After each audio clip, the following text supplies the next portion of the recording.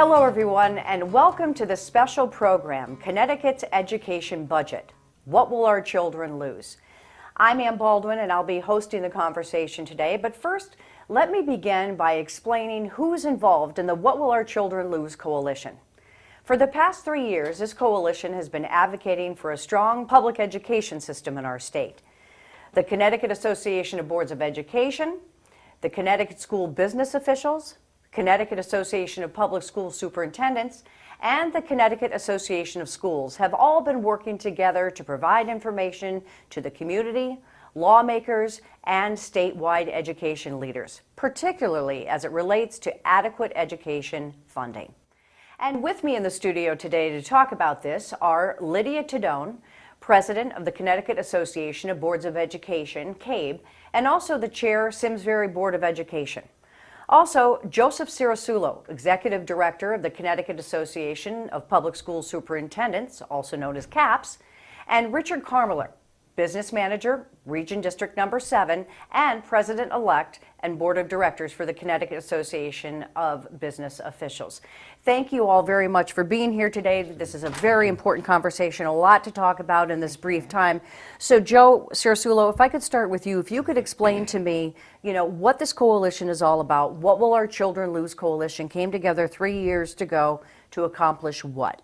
Well, we were concerned 3 years ago that there was federal money that we'd been getting that was going to dry up, and we needed the state to pick up the slack. And they did. For 2 years, they picked up that $270 million hole that would have been in our budgets statewide if they hadn't done that. The problem, though, is that that still level funded us for 4 years as far as state funding was concerned. And as a result, there's been a decline in the quality of schooling in the state. 60% of the districts have postponed maintenance and capital projects. 45% have reduced or eliminated programs. Close to 40% have increased class size.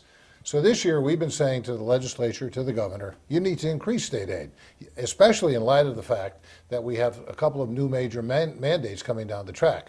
There's the new teacher evaluation system and there's the implementation of Common Core. We're concerned now that the Appropriations Committee of the legislature has recommended a budget, and that budget doesn't solve our problems. They still have eliminated the transportation grant, which is money that districts get to transport kids to school, something we're required to do. The Appropriations Committee also eliminated the money for the non-public school transportation grant, and districts are obliged to transport kids to non-public schools in their communities. The money for that won't be there. The money for teacher evaluation has been eliminated, and the money for Common Core has been eliminated. Right, and so we're very concerned right now. Right, and we'll dig more and deeper into those issues too.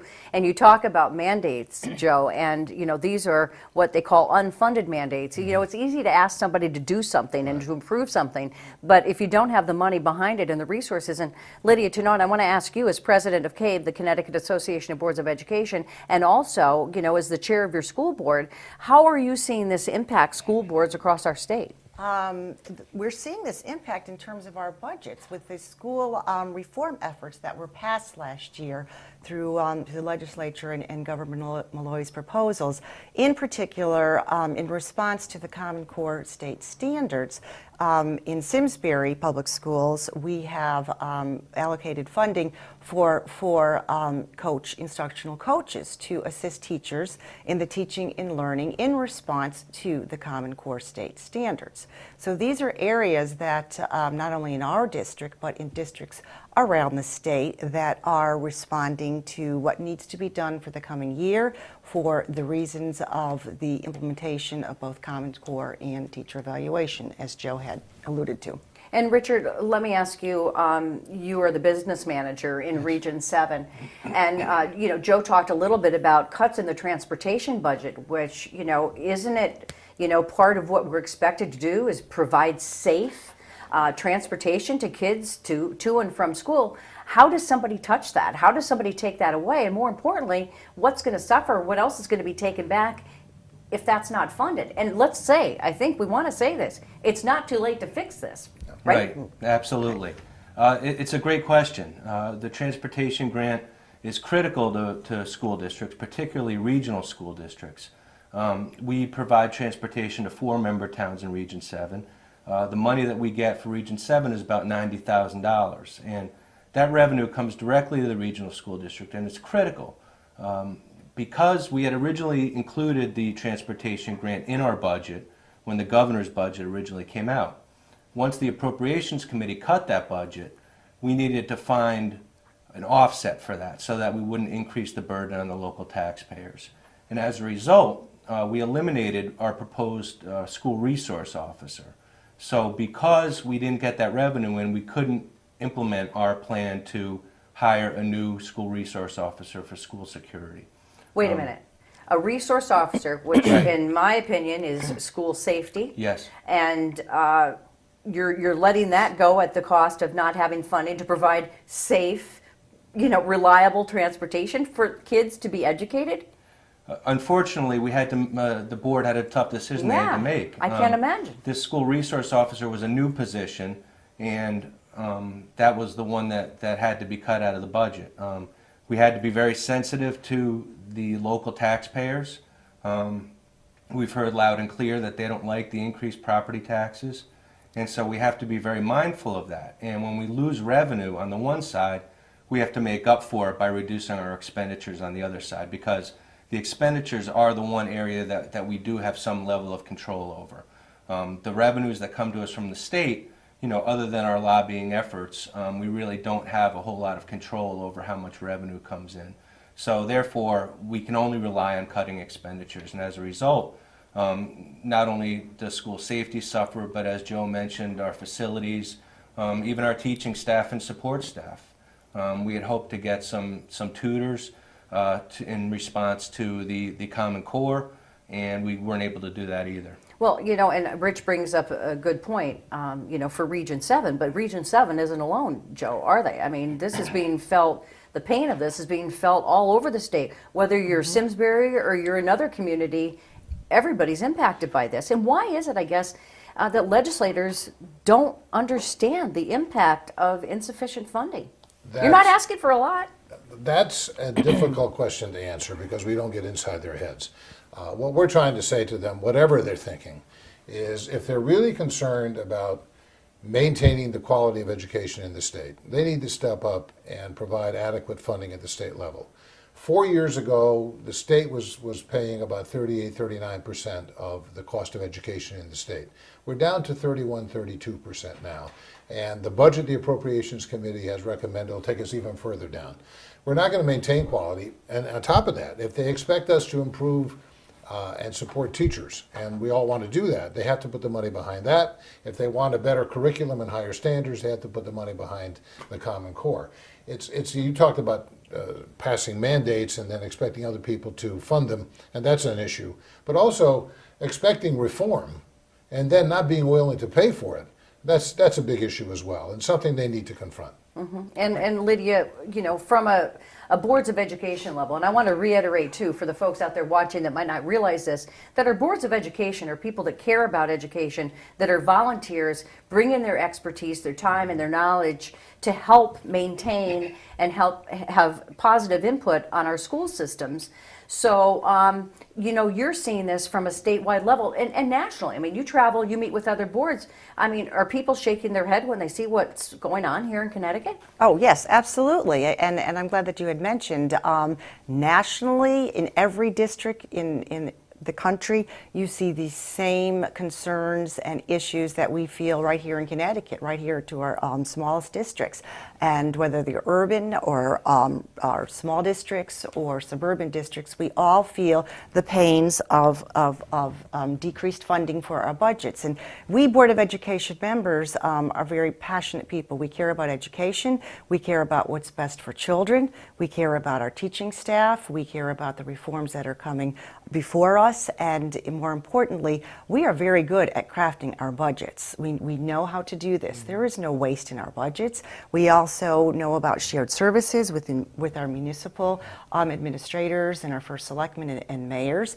And also this year, the other caveat that came to place, which unbeknownst to any of us, was again after Newtown, the school security and safety of our students and children, which includes our school climate. For many of our districts, we are also now having to add additional staffing in mental health areas such as school social workers and school psychologists. So it's not only the SROs that are needed, it is also the support staff that is necessary for all of our students, starting from pre-K to grade 12.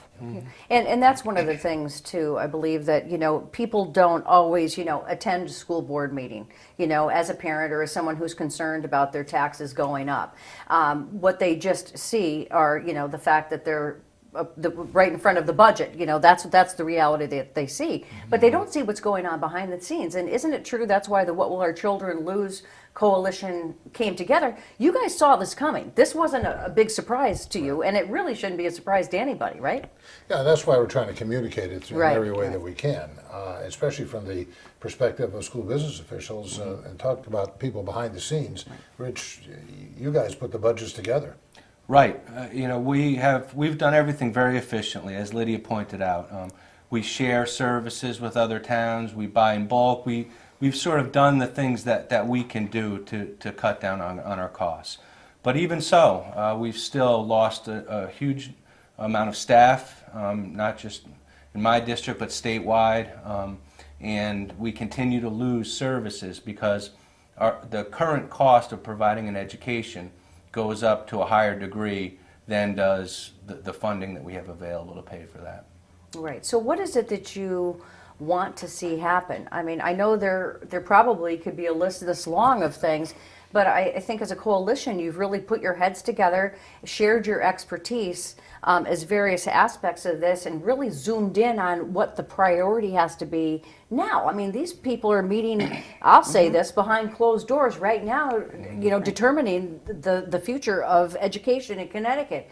And now is the time to really rattle those cages and say, this is what we have to see happen. Well, very specifically, we want a restoration of the transportation grants, both for public school students and non-public school students. Secondly, we want the money restored to implement the teacher evaluation program, and that's for training evaluators and for the data management system that we need to implement that program. And in fact, we don't get that money, we can't implement that new evaluation system. And we want a restoration of the money for implementation of the Common Core. And in an area we haven't talked about yet. No, we haven't.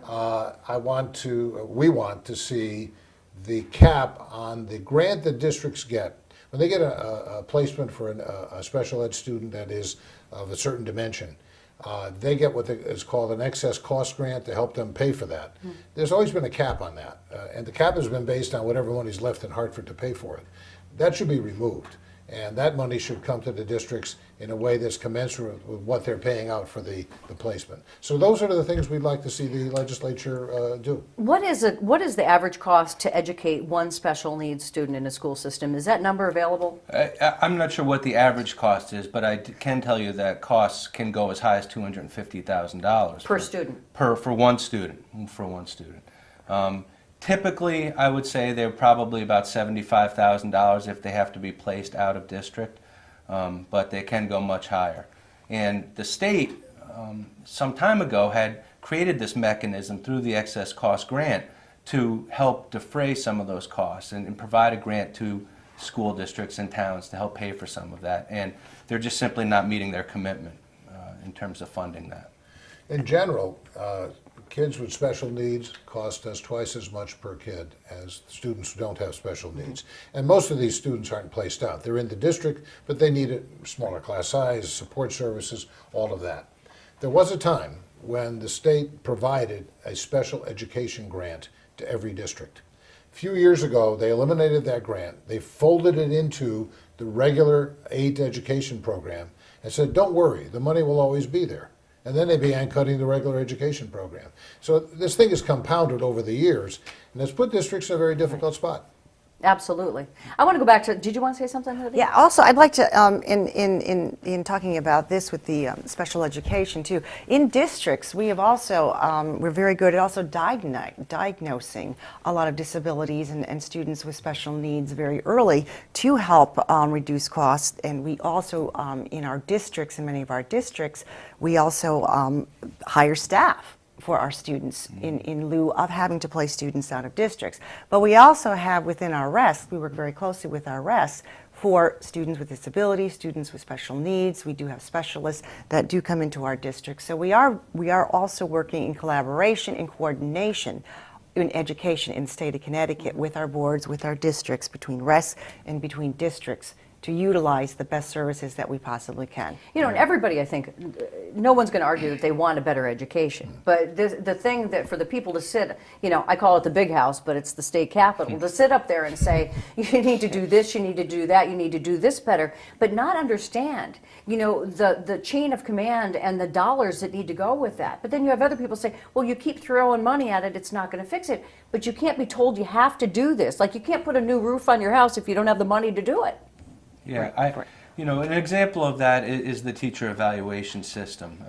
We're trying to implement that now for next year. I'm not sure that there was a real understanding up at the state level of what was involved in that and the costs associated with that.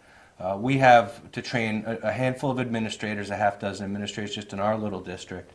In addition, we have to train all of the department heads, and all the teaching staff in general has to be trained on creating student learning objectives. So there's a very high cost associated with that, not only in terms of professional development, but also release time.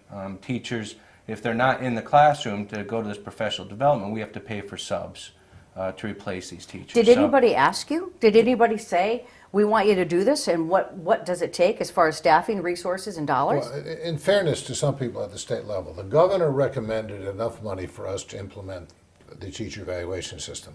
So he and his staff obviously understood that this had to be done. Okay. It was the Appropriations Committee that cut it out.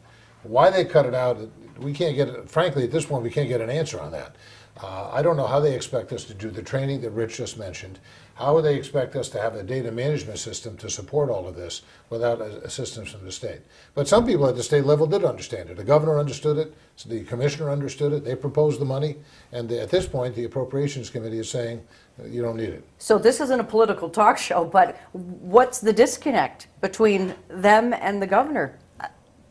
Maybe that's a question someone I could think, help us and answer. also too, when we talk about the legislators and bringing politics into education, I think we do a good job, and we constantly pound the pavement as Board of Ed members and also members of the What Will Our Children Lose coalition.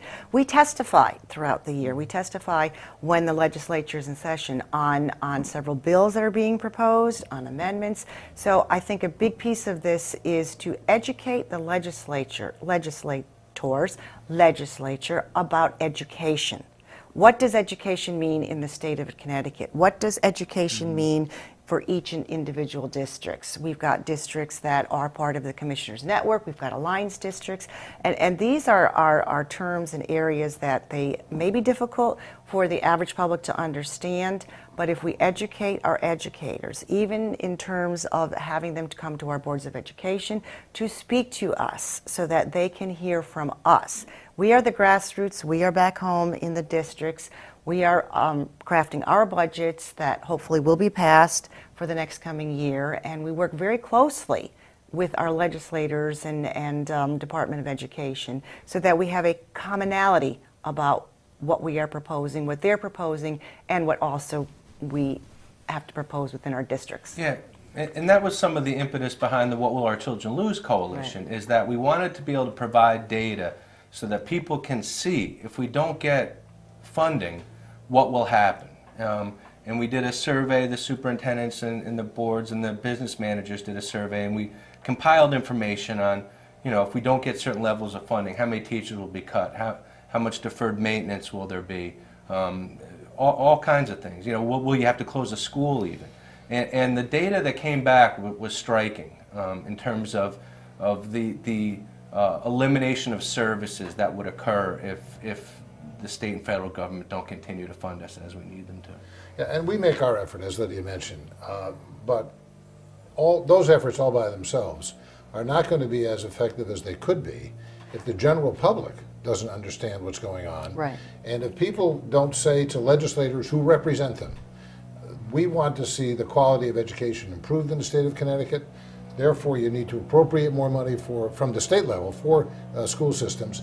You need to fund the new evaluation system, you need to fund Common Core, and you need to fund special education grants.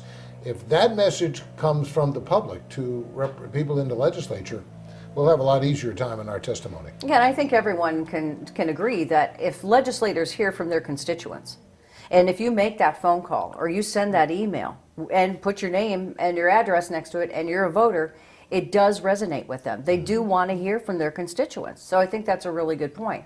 And I also want people to know, too, that we do have a website, the What Will Our Children Lose Coalition. It's www.whatwillourchildrenlose, just spell it out, .org. Great information there. We try to keep people updated on what you folks are up to and what you're talking about. And I want to go back to the transportation grant again. So what is the time frame now for all of this to kind of fall into place or fall off the cliff? We're not sure which one's going to happen. The legislature has a deadline of June 10th. Okay. So somewhere between now and June 10th, they're going to craft a budget and pass a budget.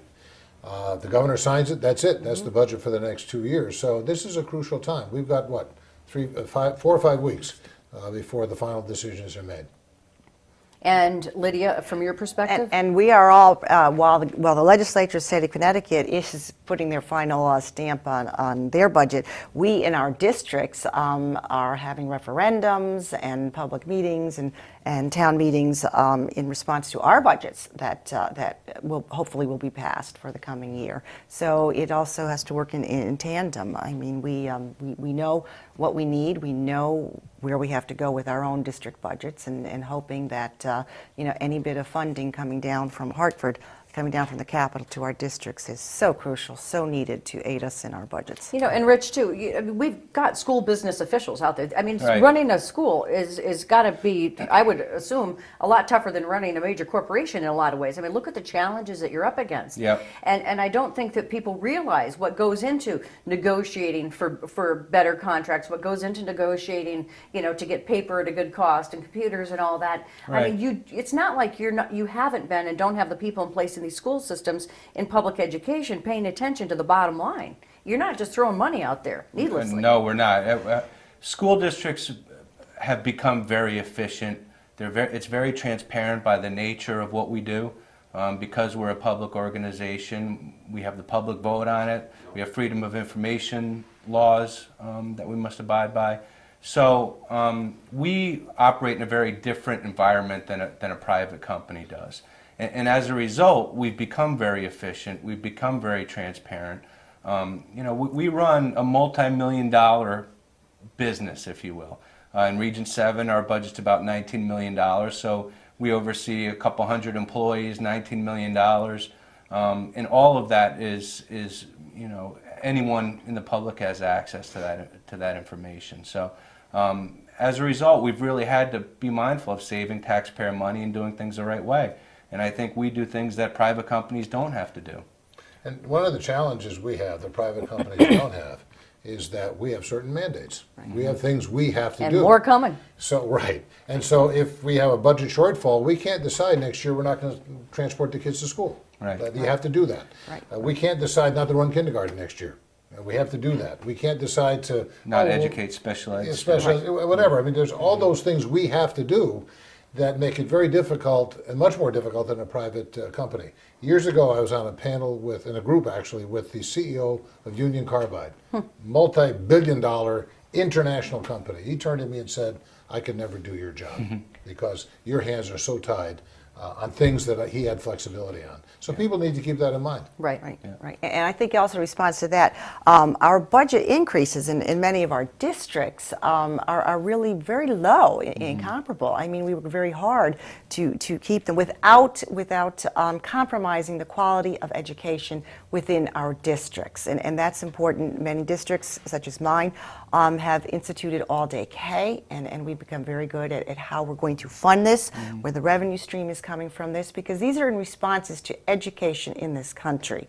This is what our students starting, and I'll use the example for kindergarten, should have upon entering kindergarten. So these are areas that we want to keep in place, and as we know in budgets, once things are axed, as you can talk about this, are removed from that budget line, they never come back. And in this day and age, when we talk about 21st century skills and workforce competitiveness, this is very important that we keep in mind that investment in education is so important for our students, our young people in our society. And that is something that we do not want to have to compromise at any cost, because once we do, we are at even a greater loss. Right. Rich, we've got just a few minutes left. Any last minute thoughts or?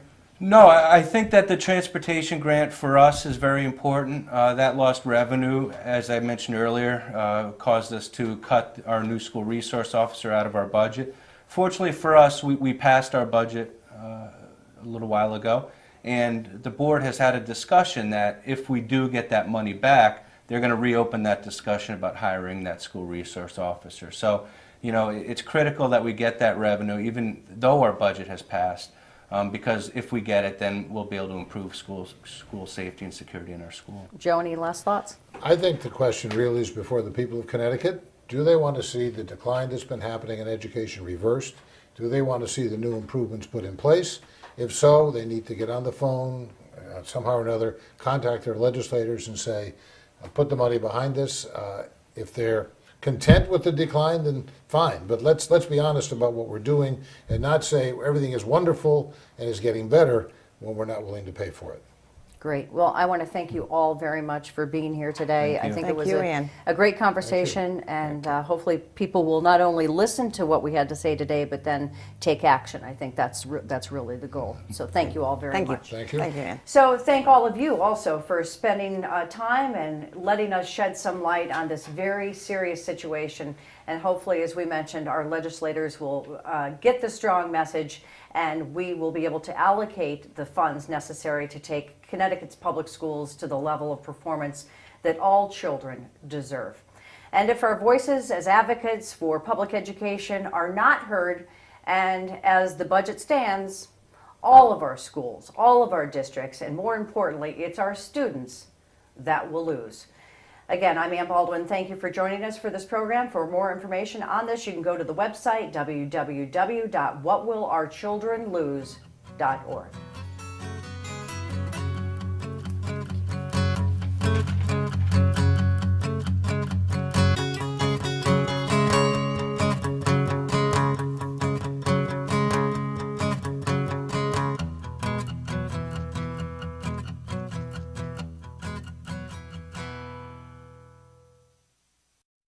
Funding for Simsbury Community Television is provided in part by contributions from viewers like you. Thank you.